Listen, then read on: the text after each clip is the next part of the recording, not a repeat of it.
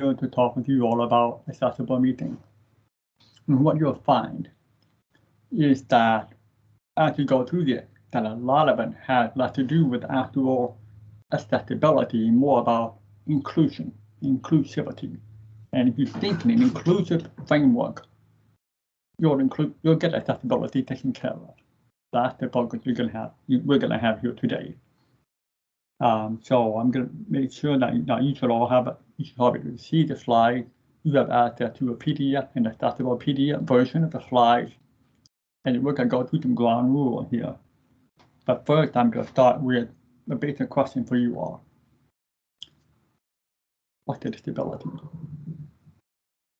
What does that mean? So here's a picture of a pickle jar.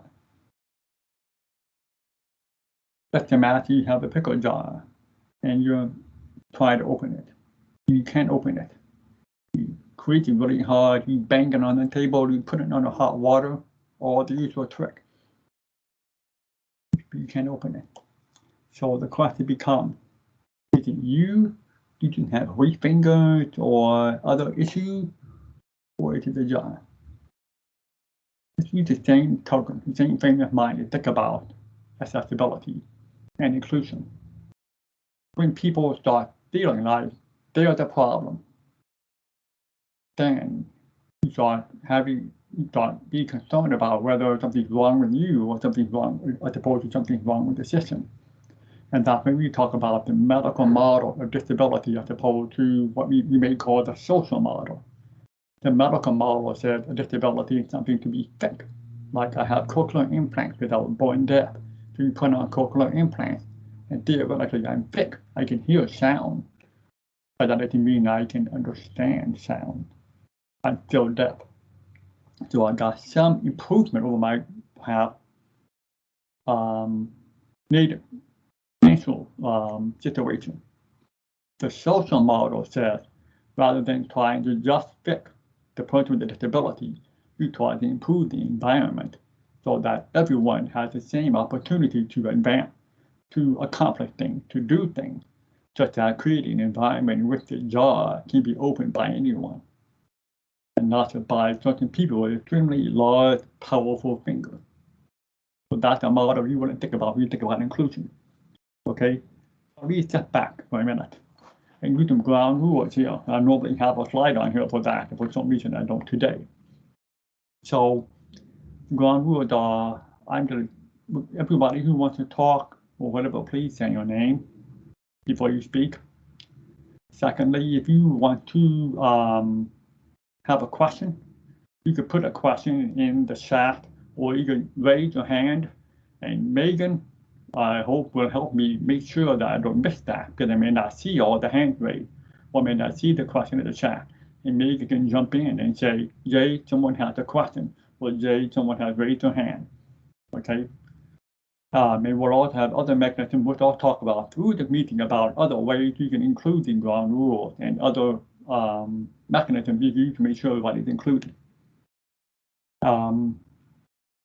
We have automated captions today.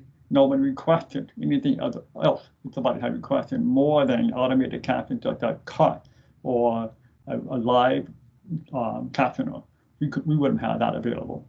No one requested a sign language interpreter, well, we wouldn't have that available as well. So right now we have automated captions. We've got a recording meeting, and people can use the chat or raise their hand to ask if they have any questions at any time. Okay, so back to the challenge.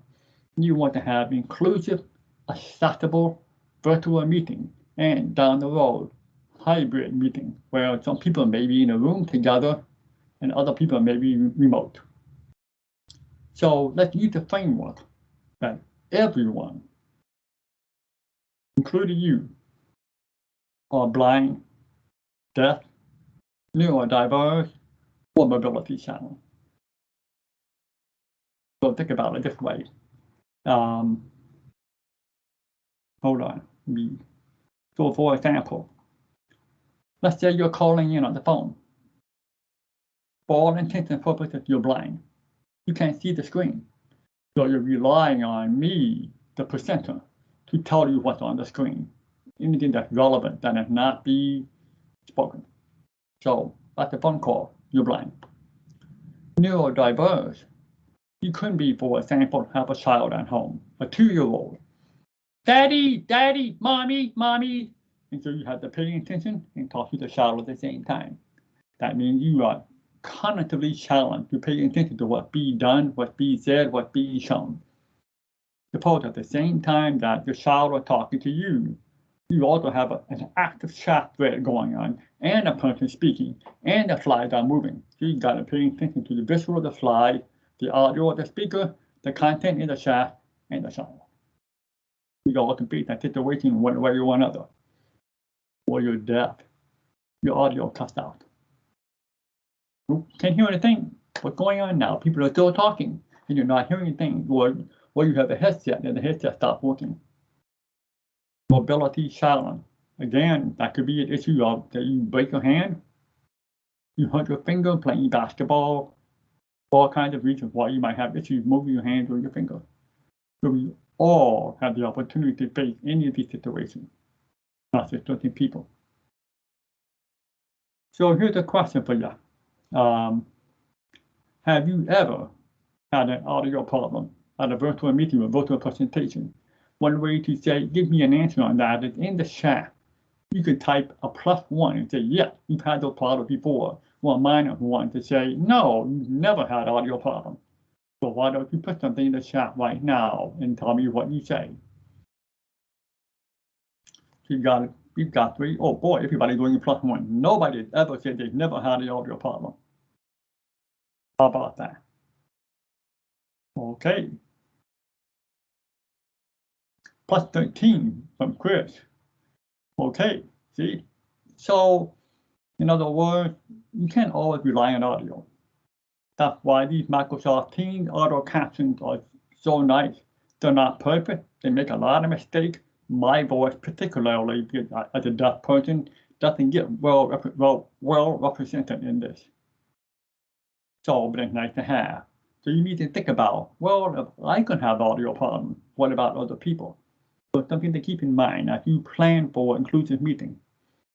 Okay. So examples of audio problems might be somebody speaking very softly.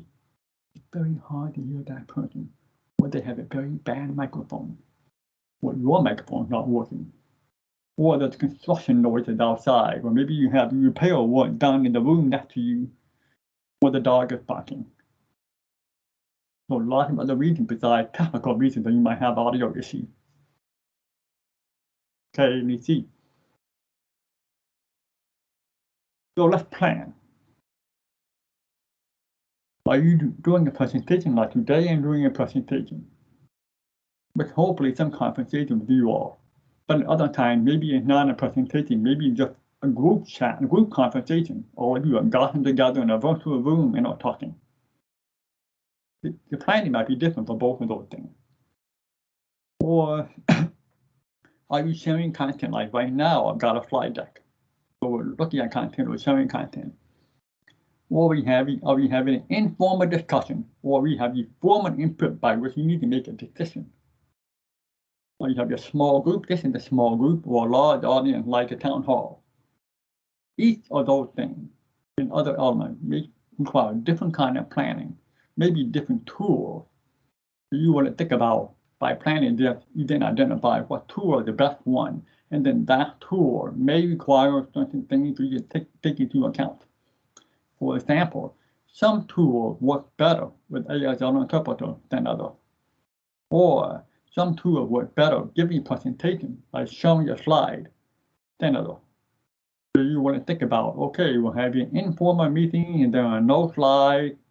Okay, you can do one thing, a formal presentation to a large group with slides and audio and an ASL interpreter. That's a whole nother ball of wax. More valuable, more things to make sure, more things to test, more things to make sure you understand what you're doing. So this is important for you to do in every kind of meeting. Once you've done a certain type of meeting, it's a lot easier planning for that certain type of meeting. And you have less forethought necessary. Okay. So tools and consideration. keep in mind not only that not everyone may have the ability to have a full web experience. Okay, so for example, somebody calling in has a very different experience than somebody who has 3 monitors, a powerful computer, great audio, and a microphone. Okay, so both of those people may be in the same meeting and they'll have different experiences. You need to make sure that even though they are different, they are equitable, that both are going to come away with the necessary information resources they need to get out of that meeting.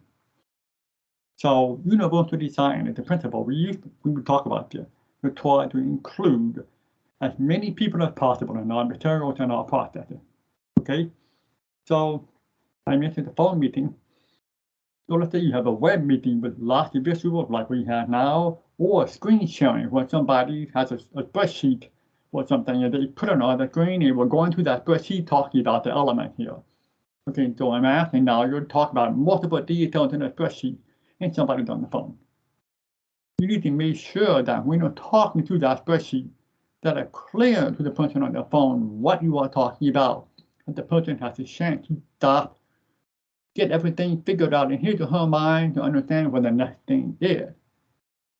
So that's why it's important to talk carefully through all the details as well as provide any other resource a person may need to make sure they can follow everything. So we have on the slide a line that says, when meeting with visuals or screen sharing, and there are 3 bullets underneath it: 10-digit number, captioning and cart, and ASL interpreting. So what those are, a 10-digit number. Now, like I said, I'm deaf. That means, let's say that if I want to make a phone call, any kind of phone call, I call using the relay service, which is a free 24-hour, 7-day-a-week service provided as part of a federal law that provides deaf people with equal access to the telephone network. Okay, for me to have that, for me to make a relay service supported call, I need a 10-digit phone number, because that's the number I'm to provide the relay people to make the connection. A web link does not work. It's a real legal situation. So let's say I need to call into a meeting in order to, for example, get my interpreter or get caption. Then I need a 10-digit number. Now, not everybody. Now, my Teams account, for example, includes a 10-digit number. Not all Teams accounts do. So if you have a Teams meeting and that person needs to call in for some reason, you need to make sure that person has a way to access it through a 10-digit number. Now, captioning and cart. Captioning is basically a term you use for videos.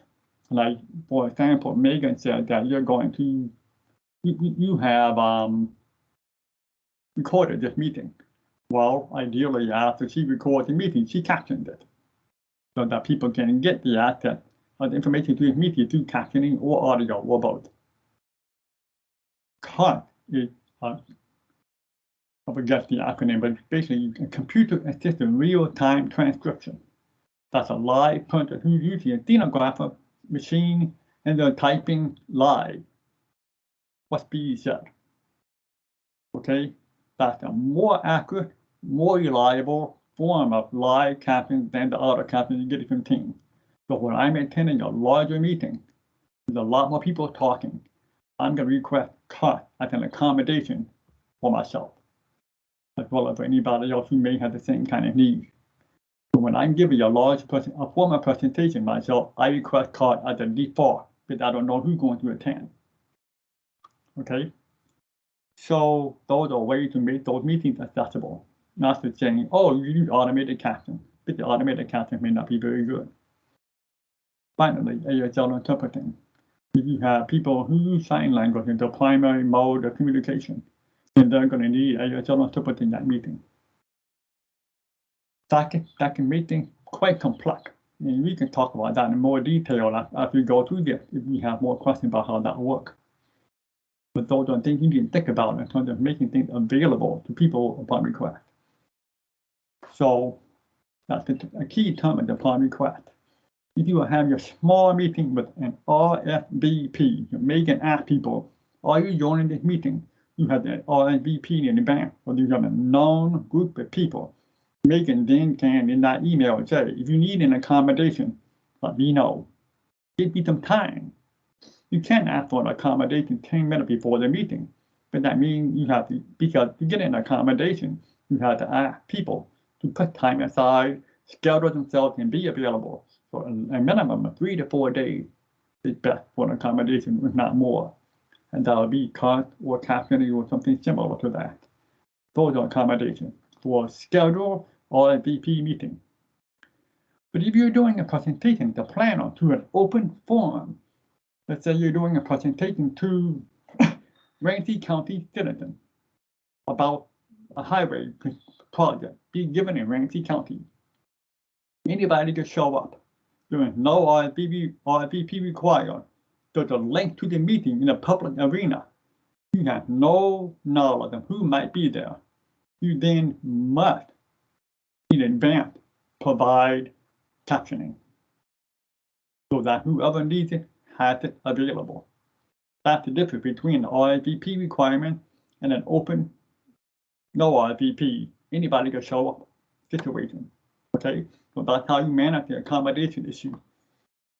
So your organization is not to do a lot of these kind of presentations. I recommend getting an open PO for captioning, live captioning, and be able to draw upon that whenever doing non-RSVP meeting. Okay, finally, use a high quality microphone or webcam. I cannot stress this enough. Not all webcams are equal, but generally the state of Minnesota buy pretty good quality webcam, and the computers generally come with good webcam. So for the most part, we do pretty well in that way. Same with the microphone. The headset and the boom mic is often best. That's for me because my implants will have a different kind of mic. So you recommend a good quality headset, not a cheap one. Okay. So then the next question here, what are you sharing? You want to make sure that whatever tool you're using supports the features you need. Okay. For example, if you are sharing a Word document or a PDF or a spreadsheet or a PowerPoint like this, make sure that's easy enough to do. Generally, you share that one of two ways, the whole screen or the application. And sometimes we have found that sharing the application by yourself can get kind of funky at the highly technical term. But so sometimes it's easier to share the whole screen. You may want to test that and make sure that if you plan to share just the application, not the whole screen, we recommend you test that and make sure it works well for you. Okay, now each platform, WebEx, Teams, Zoom, they all have different values and they all keep changing a lot. So I cannot give you definitive answers about one or the other today. But I can tell you in general what sometimes we have found about them if you have questions on that. So the whiteboard, if you're doing a whiteboard, I recommend you really aggressively, verbally describe what you're doing. Go to the Zoom, everybody can see what you're doing. Again, the calling example. Nobody calling in and you're drawing on the whiteboard. What's happening? Polling and interaction tool. We have found quite a few accessibility difficulties with a lot of polling tools. We have to really settle on what we like. I use Microsoft Forms, a very basic version of Forms, not the more complex questions, very simple questions like yes or no or multiple choice. And we'll do one today. I like those. Those work pretty well. The other we have the jury still out. We had one of the problems is we have a hard time finding time testing them, and they keep changing. Videos are more of a logistical challenge. You have to make sure that you select the pass-through sound option in your setting. So I think in Team, I'm not sure where it is, but there's a setting in Team, for example, they say pass-through video sound. Then that way, when you run in video, everybody can hear it. I've been talking a lot. Any questions so far at this point?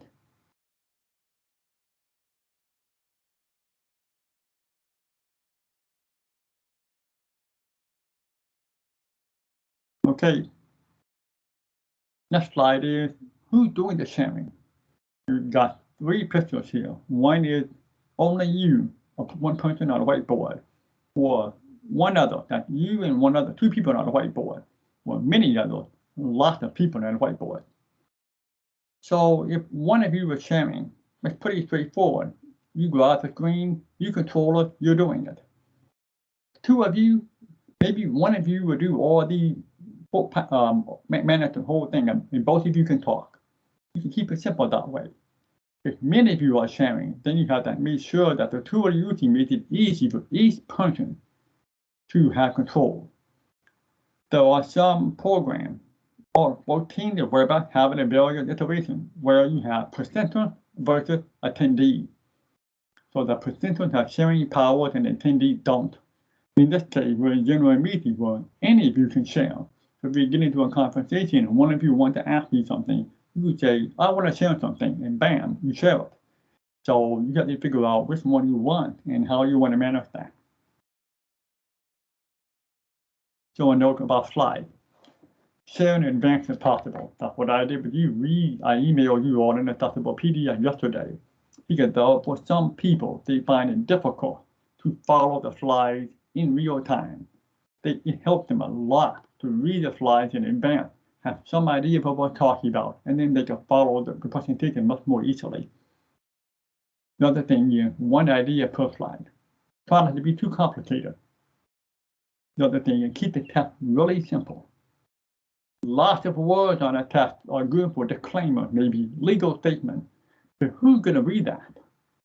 Now, if you're planning to, if the slides are there primarily as a handout, some people put lots of text on a slide and say, don't pay attention to this, this is for the handout. That's okay, but be very clear about your intent. Finally, take advantage of pictures and images. Pictures and images are a good thing. They get people's attention. Some people think, well, to be accessible for blind people, we shouldn't have pictures. That's not true. You can have pictures. Every single picture I put on here has alternative text. So that when a blind person looks at it in the PDF that I sent you, they get alternative text telling them exactly why the picture is there. And you, as you are presenting, describe the picture. Like I described the previous picture. I talked about the picture of the people standing on a whiteboard. I talked about that verbally. So the pictures are there and they're useful to everyone, including people on the phone. So when you give a presentation, now that I talk about presentation now as opposed to informal meeting. When you give a presentation, don't fly solo. I'm talking, I'm advancing the slides. I'm busy trying to think of my next statement. I'm busy trying to remember what's the next slide all about. So I'm constantly pretty focused on the slides and my talking. But somebody got to be watching the chat. Somebody got to be watching for the hand raising. Somebody got to be making sure that the captions are accurate and working. But what happens if the caption stops midway through? You have to stop the meeting. Contact the captioner. Make sure things are going okay. Restart the meeting, restart the caption, and then we'll go on again. Okay? All those things need to be done. You, the presenter, should be doing all those things. So Megan is over there watching the chat, watching the hand raising, ready to say, hey Jay, hang on, somebody got a question. Don't fly solo. You'll find that you try to manage all the things by yourself. You will not have a very well-run presentation. Some days you get away with it, some days you won't. So you got somebody running the meeting, you got somebody else managing the chat, or troubleshooting the technology. Especially for live meetings with lots of people, you definitely want to have a troubleshooter that's not you. If there are multiple presenters, then somebody's making sure they're all lined up, they're ready to go. Depending on how formal or how informal they are. Who's got control over the slide? Who's doing the person? Who's advancing them? Then, in a meeting environment, like we have large monthly meetings for what we do, we have a note taker. That note taker ideally should not be the same person monitoring the shaft. Note taking is a pretty active business.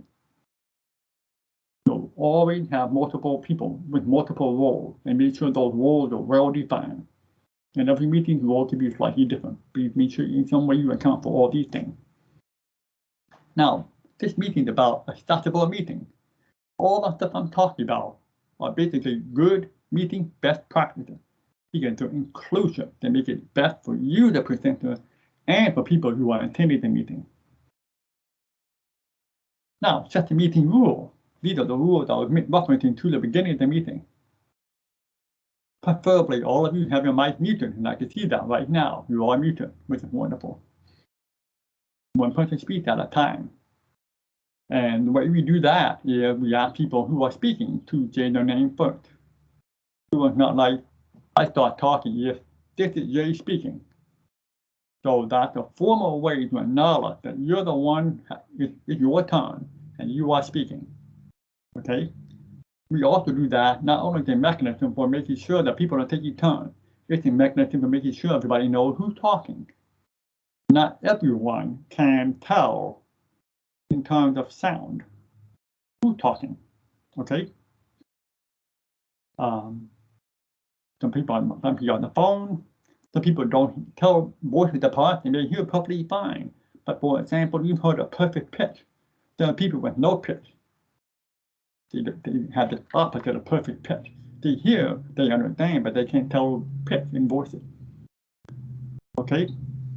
And some people are reading the audio through the caption, and the caption just shows the speaking, but not who's speaking. Kind of tough to understand the change in content. Okay? And the meeting is recorded.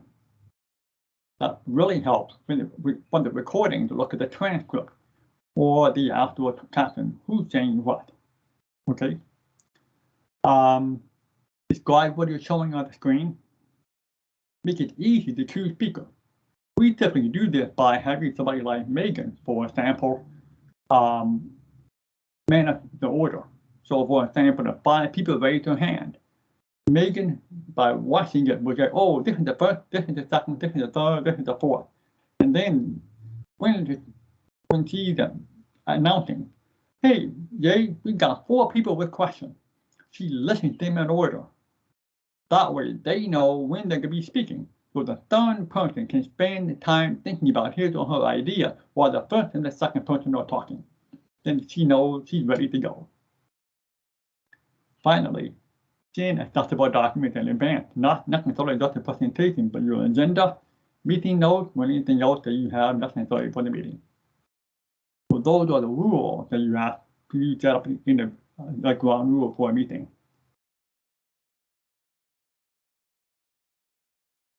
Now, invitation. We send out an announcement for the meeting. I mentioned it before about wide open meetings and VP meeting. First of all, know what accommodation you're providing. If you're already having cards for captioning provided, say that. Then nobody has to say, hey, by the way, call you up or email you saying, I need captions. Are you providing those? You can't be taking care of that. You've announced captions will be provided. Or ASL interpreters, or both. Always provide contact information. Okay? For any accommodation request. So you announce the meeting, then you could say for question or accommodation request contact and have a reliable number and email available for them to call. What are the different times though? What if you set the plan meeting today for tomorrow? No way to have accommodations in a day. You could try, you could call the captioner, ASL and say, hey, last minute meeting, are you available? And they are great, but they're not providing workaround. So a 10-digit number is good for a relay service access. They can use that for interpreting or for captioning, okay? Not ideal, but it's a workaround. Second, automated caption like you have in Teams. WebEx claims they have it, I'm not sure they do yet. And third, monitor the chat. Be ready to answer questions by the chat if necessary. So those are the ways you think about when you're announcing and making sending out an invitation. Then when you start the meeting, review the ground rule, especially for a live meeting. Make it very clear up front for a live meeting what the ground rules are. It's not uncommon nowadays when doing live meetings to have people give introduction, especially the speaker. And when they do that, it's not uncommon for them to not only give their name, their title, but also who they are. I'm a white male. I identify as he, him, wearing a t-shirt and microphone clipped to my collar. So that might be the way I would describe myself when I'm introducing in a live meeting. Post the call-in number and any contact information on the opening slide and then subsequently in case people arrive late. Repost any link or attachment sent an invitation. In this case, I did not do that. Announce if you're recording, make and do that. And note any post-meeting information or link which we will have on the last slide. So you think about these things as you're running the meeting. Finally, let's say you're facilitating a meeting. What you want to do is, first of all, I'm going to go, what I want to do is go to my team setting, and I want to change myself from in a meeting or presenting to do not disturb. So I'm saying do not disturb, that helps. So now I have do not disturb on. So that way you won't see announcements of emails, you won't see announcements of anything else. Personally, I have email announcements off anyway, so I find them obnoxious. We will close all the other unrelated apps and content. I think they have way too many things open. So I have to remind myself to close them down. They take a bandwidth, they interfere with what's being shown on the screen sometimes. And then I need to watch for alerts from the chat monitor. The chat monitor might send me a test alert, or might simply speak into the phone, depending on what you're talking about. Multiple people have asked to speak, announce them in order, like I mentioned before. And finally, remember to describe visual. Okay, now contributor. So far, you're all a very quiet audience. I hope that's a good thing. We will allow time for participants to add notes in the chat or to speak. So some people may take a while to type something they want in the chat. Give that person that time. Don't make them feel rushed. If someone is speaking, or let's say Megan has announced 2 speakers in a row, she announced the first speaker. Nothing happened for a moment. That's okay. Maybe they're turning on the microphone. Maybe they're getting their camera ready. Maybe they're moving the notes in place. If they take a moment and you don't hear anything, you could get your microphone on. But don't make them feel like they're in a hurry. Some people take more time than others to get ready to speak. Do not allow any one person to dominate the audio. If somebody keeps asking the same question, or if some people keep asking questions over and over again, there are strategies for that.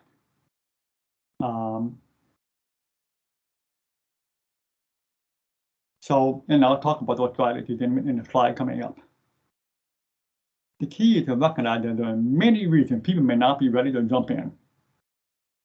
Not shy of one obvious one. They need time to think and process before they want to come up with an idea or a question. Other people come up with an idea differently. Some people just think that they're speaking. Other people just think first and then speak. Others make it difficult to speak altogether. So, when you see somebody talking a lot, you might say, I see this person on the queue, but I'd like to make sure others have had a chance to weigh in. I'm going to pause for a moment and see if others are ready to contribute. And then you pause. And wait. Make it easy. Don't make them feel like, but if there's a lot of audio going on all the time, then they have a hard time focusing. Any more contribution? Okay. Or you could say something like, y'all have been doing a great job asking questions, helping us think this through. I want to be sure that others have the same opportunity. I'm going to go through each person's name and just do a quick check-in before getting back to Joe. So, Mandy, You have any thoughts? If you don't, we want to talk later, just let me know. We can call back you later. How about you, Jessica? And just work our way through, especially for a small meeting, that can be very helpful to make sure people are included.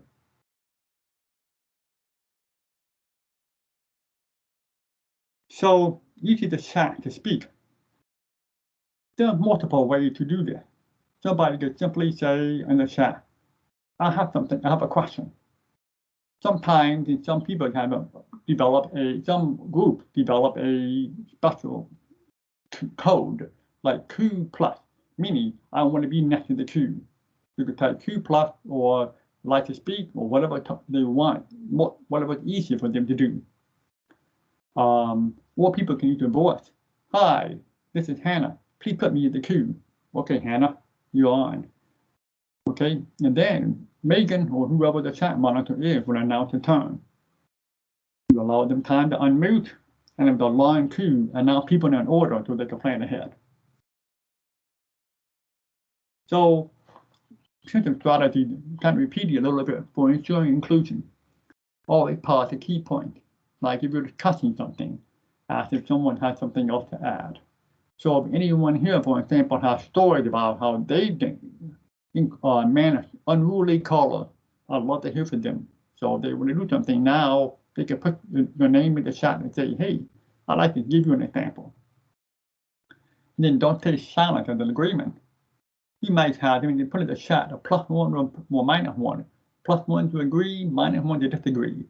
You saw that earlier when I asked if any of you had examples of a bad audio. You all said +1 or more. One other example to go through the roster of attendees.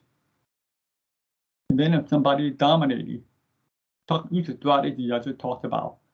You make sure that other people have had a chance to weigh in. Especially if the dominated person is a higher rank or higher order person.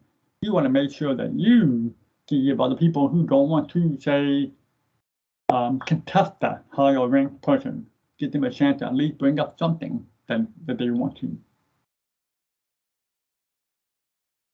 Okay, any questions at this point? Before we go on to the next step, we're cranking through a lot of things. Drink some water.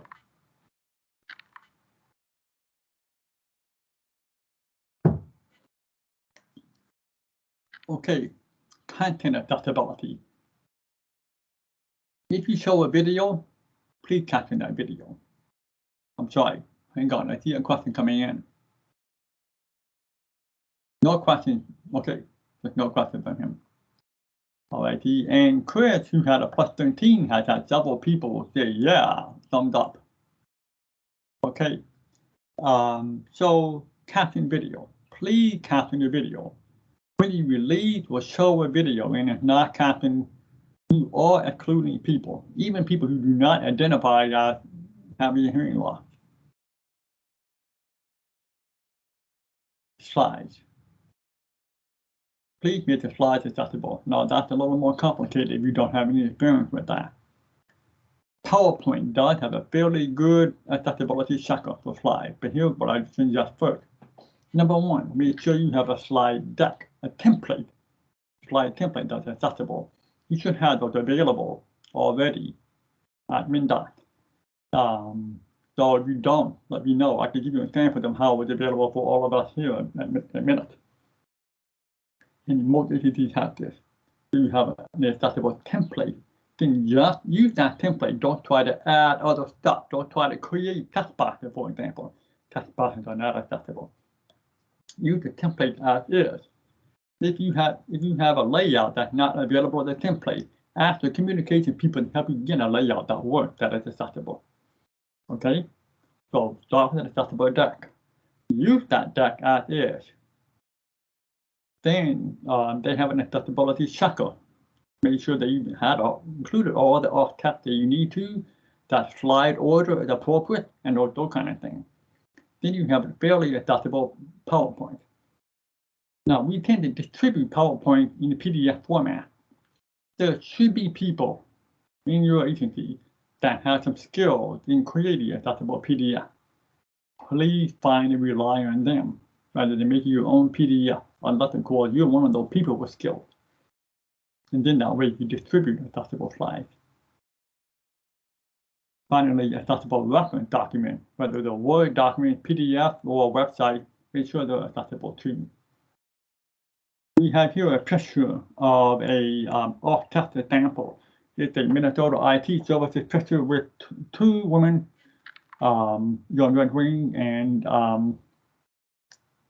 forget the other name for a moment. She's the DNR commissioner.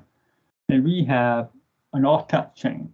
If you look closely at it, you'll see it has automated generated off-test, which has nothing to do with the picture. That's the thing. PowerPoint as well as Word and those tools are now automatically generated off-test for you. If you don't go in and fix the off-test, you may have off-test that means nothing. Well, in fact, it's worse than no off-test. So please go in and make sure you put in your own alternative text into the document, into the picture, so that then everyone has an understanding of what the picture means.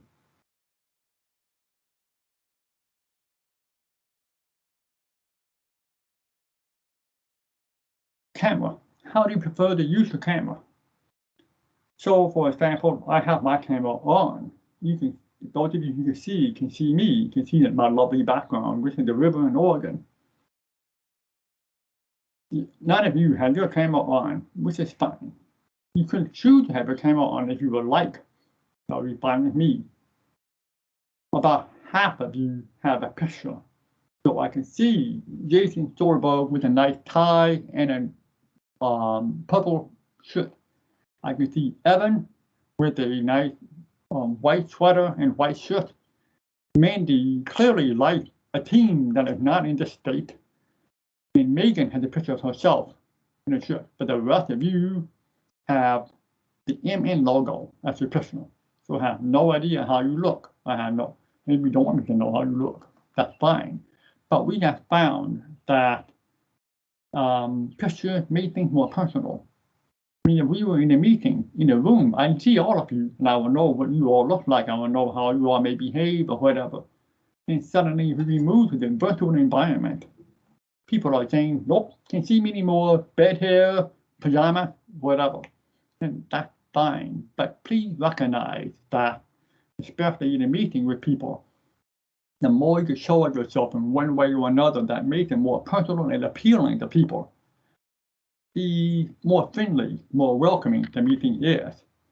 So congratulations to John and Evan and Mandy and Megan for showing something about themselves in this picture. And the rest of you, I know you're all very nice people as well, but I have no idea what you look like. So think about that. Consider putting an icon of yourself or an icon that's meaningful to you in your setup, in your preferences, so that when you're not showing your camera, something of you is there. And then every meeting is somewhat different. In some meetings, everyone has their camera on and talking, which is great. Other meetings, you just want to have the speaker have their camera on, which is fine as well. So you want to think about the content that you're providing and how you're using your camera. And everybody has a slightly different approach to that.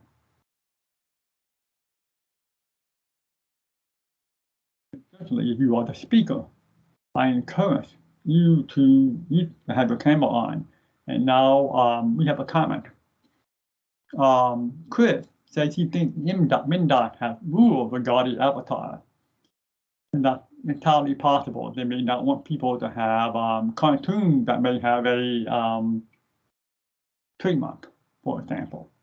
So sometimes they'll worry about trademark avatars or avatars that may offend to some people and things like that. But you can certainly have a screenshot of yourself. And then regarding the rule, you can certainly check the communication, make sure that whatever you are using is appropriate.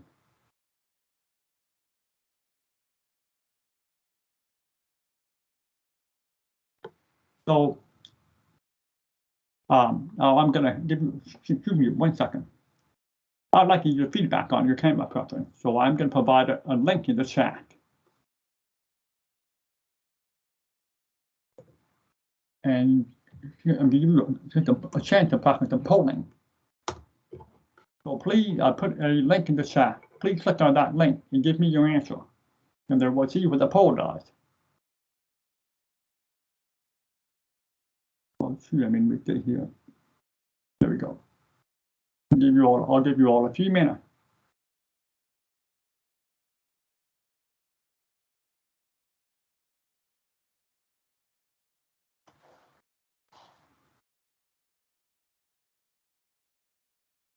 Okay, we've got 10 responses, 11 responses, 13 responses.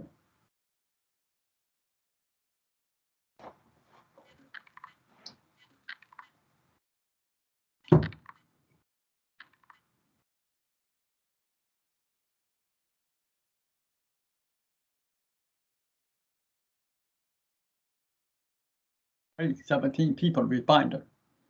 Okay, now I'm going to give you all a really cool keyboard shortcut.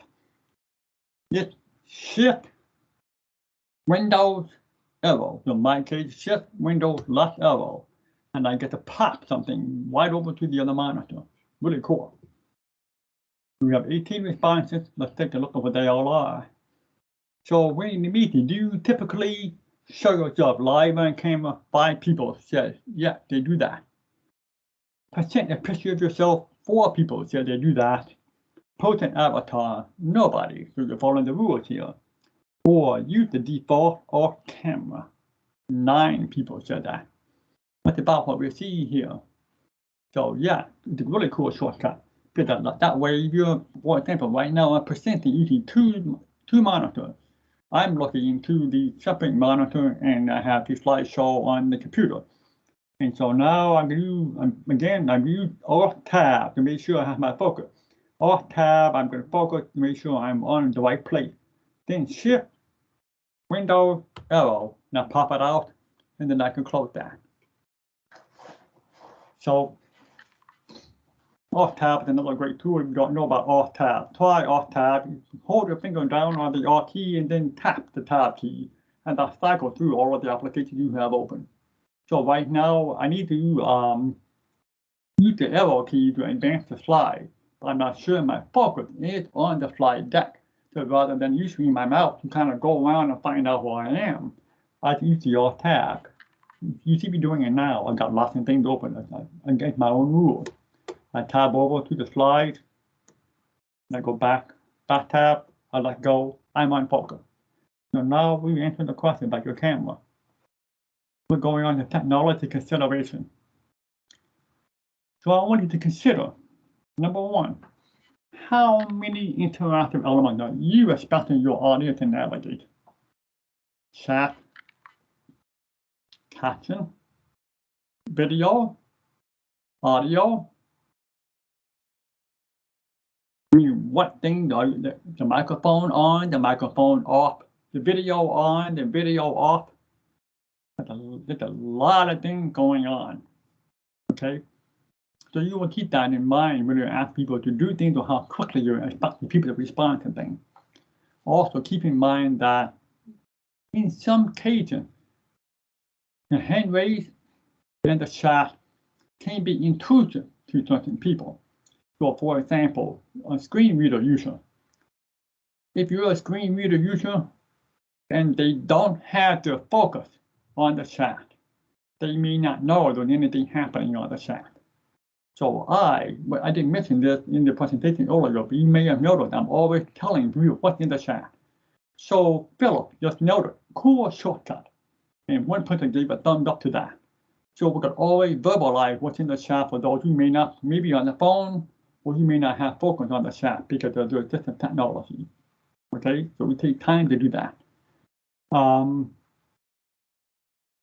Then again, when there are multiple people having a conversation, when everybody's talking, again, keep in mind that Alex O'Reilly may, for example, need to take time to turn on his camera, turn on his microphone, and speak.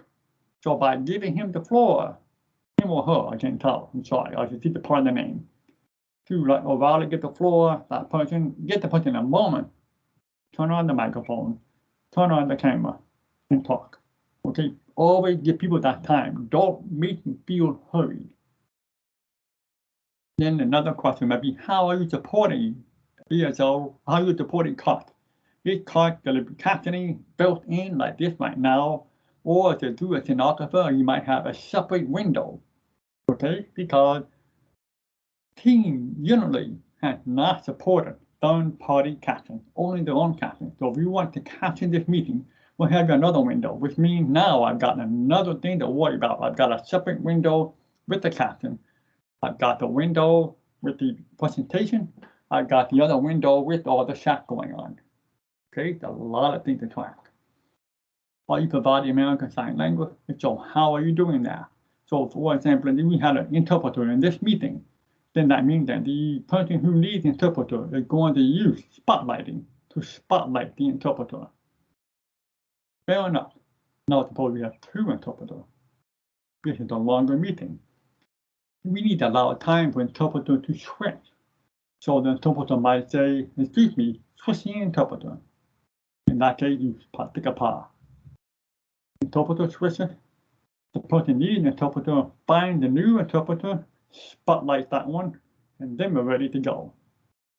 Now, why do you need a spotlight? Several reasons. One, you get a bigger image when you spotlight over the other. And secondly, a lot of platforms like Zoom, for example, highlight the person who is speaking, but the interpreter is not speaking, they're signing. So if we don't spotlight them, the speaker is always visible. They need to make sure they can dedicate the interpreter. Especially in a large meeting, you have 150 people. You have to look through the entire roster to find the name of the interpreter and spotlight that person. That can take time. So always think about how you're accounting for how everybody has access to things. Do you know the keyboard shortcut to access the element? I showed you a couple of cool shortcuts. I believe Shift Control M. But first, I need to put focus on the event. Shift Control M. That muted my mic. So you can unmute and mute with Shift Control M. The quick way to do it instead of having to mouse to find it. Are you providing multiple ways to access the information? So for example, I'm reading the chat out loud. That way I'm giving phone callers and other people a way to know what's going on in the chat, so they're not missing those sidebars.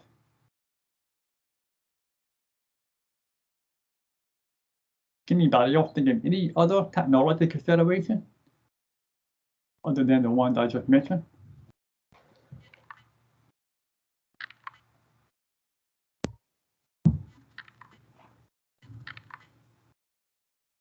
Okay, let's go on to something else then.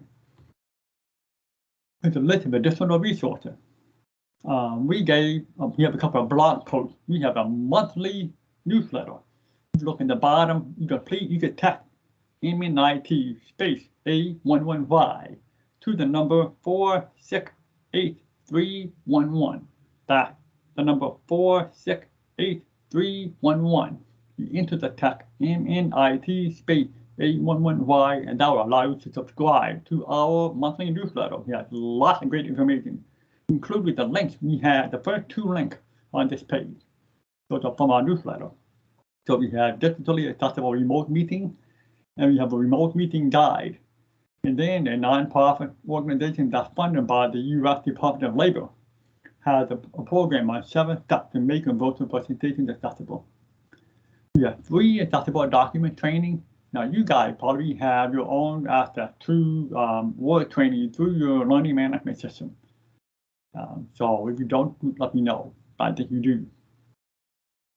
So that's where we are, the resources, and that's the presentation. I kept it short to make sure we allow time for questions and conversation or any other issue. So if anybody have any questions, or can you think of situations where you want to make sure about what the right thing to do is?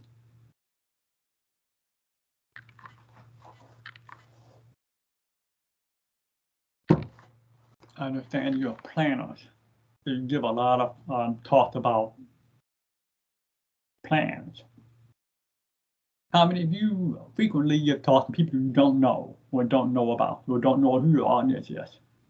You can give me a +1 if you do that pretty often. So you give me to unknown audiences. Okay, I'm seeing quite a few +1. You don't know your audience, you don't know what their expectations are. So listen, again, that's why we talk about accessible meeting be for everybody so far, +1, almost everybody. So that's why you want to think about, okay, I can't guarantee that everybody I know is going to hear something or understand what I'm saying unless I speak carefully. I'm sure you all do that better than me. I sometimes tend to go too fast. You want to think about what kind of support they might need. You want to make sure, again, that they all have opportunity to provide input if you're looking for input in multiple ways, whether it's a chat or audio or an email.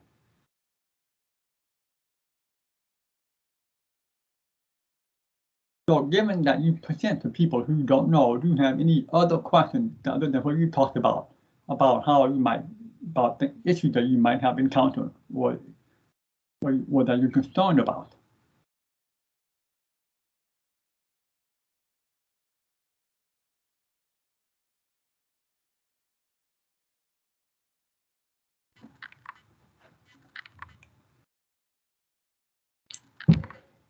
Have any of you ever had any meeting with a live captioner? Christopher said, be definitive about your choice of terminology. Chris, can you tell me more about that? Hi, this is, oh, can you hear me? Yes, I can hear you. Oh, no, you could hear me because I was just on. This is Chris. Now, can you hear me okay? Yeah. Okay, thank you. In terms of choice of terminology, I thought I'd describe that a little bit better. Words like environment and plan can have multiple meanings. And as an example, I can refer to a landscape plan or a comprehensive plan. Those two plans are completely different. And when we talk about environment, do we talk about the great outdoors or do we talk about your immediate surroundings? So that's kind of what I meant in terms of being definitive about your choice of terminology, to elaborate or explain a little bit further. This is great. Chris, that's a great point. You can't be sure that your audience are all professional planners.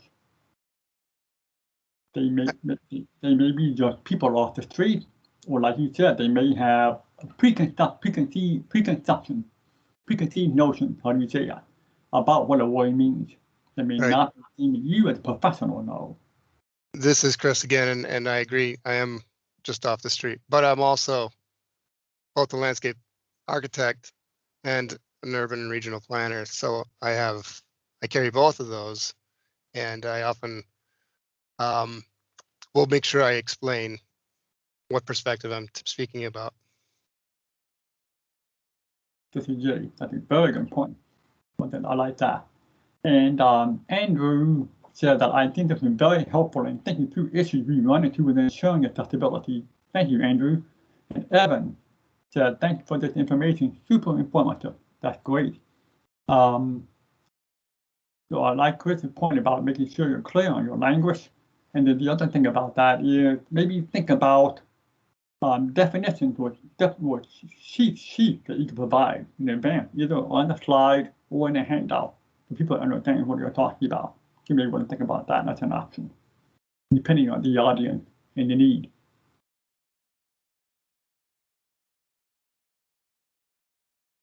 Anybody else?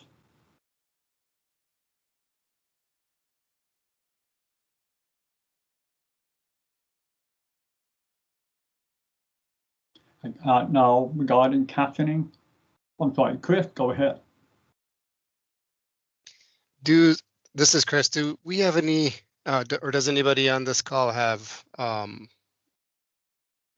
guess there's a link, free accessible documents training at MnDOT. Is that something that we can use to find the most up-to-date templates? Okay, this is Jay. Templates. You're talking about PowerPoint template? Correct. That's okay. One. Hang on. So let me show you something. Again, every agency is different, but we released multiple years ago template for Word and PowerPoint, and so you should have those. I'm going to give you an example of where we find ours. So I'm going to go to the slide deck.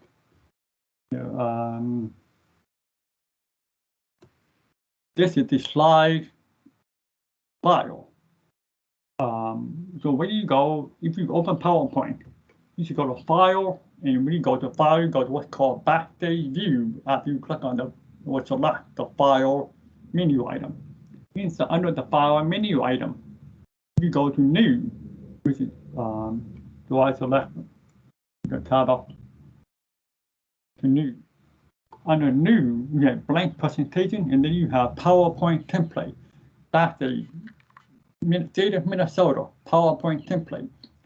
You should have that available in your backstage view, so you might want to check to make it in case it is. And if that's available, then if that's the only one. See, normally if we didn't have this, you would have Microsoft template. In this case, you don't see Microsoft template. These are the official, we are only given the state of Minnesota template. In that case, it's accessible. We know it's accessible because we built it. We made it available to every agency. And so yours, ours says Minnesota IT Services, yours should say Minnesota Department of Transportation. So if that's not the case for you, let me know, and we'll make sure to talk to the communication team. But I'm pretty sure that's what you have. Can anybody check and confirm?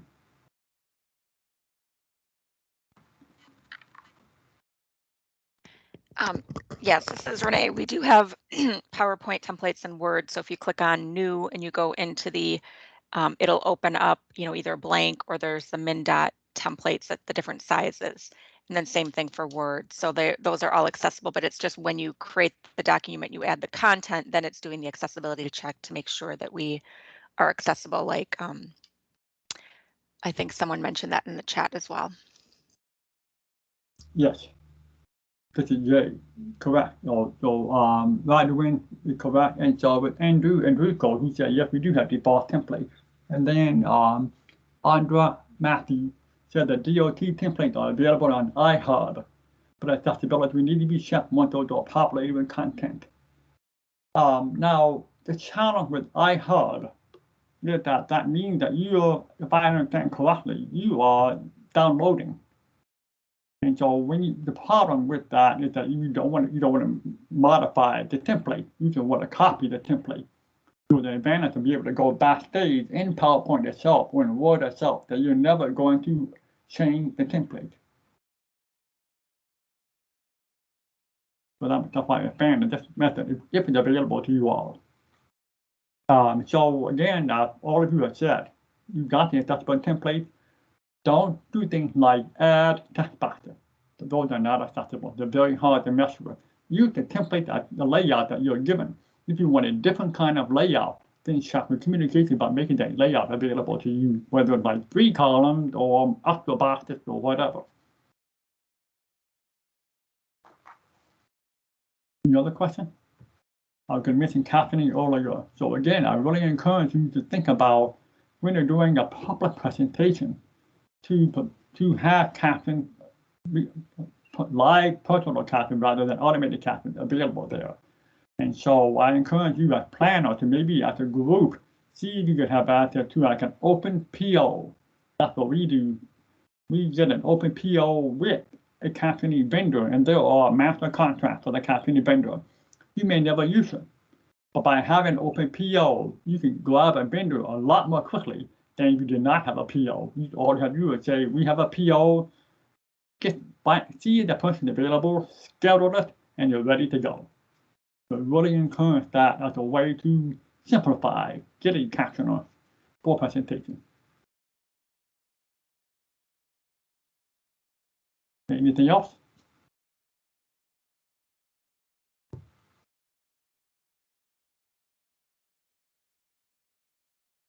Okay, well, then we'll close it now. And again, if you have questions down the road, you can contact Megan. You can contact me, or you can contact me directly. I can't guarantee you quick respond if you contact me directly, but it should be pretty good. And I welcome follow-up questions at any point. And again, I recommend those links that we provided in the resources guide. So I hope it was helpful, and thank you for attending, and I appreciate your thought and your time and your care in making sure that your presentations are accessible.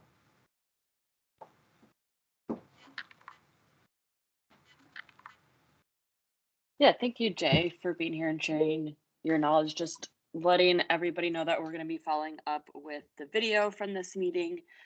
And so just be on the lookout for that. So with that, I hope everyone has a great day, and thanks for being here.